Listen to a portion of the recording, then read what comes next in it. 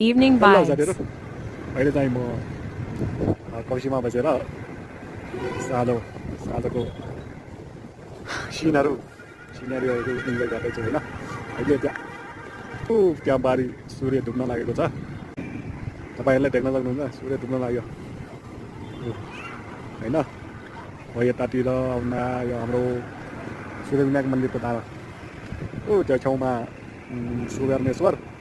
अनि यसो आउँदा त्यहाँ माथि हामीले देख्न सक्छौँ रानीकोट क्याम्पे डाँडा हैन यो क्याम्पे डाँडा भयो अनि यो रानीकोट अहिले चाहिँ यो हाम्रो तरकारी बजार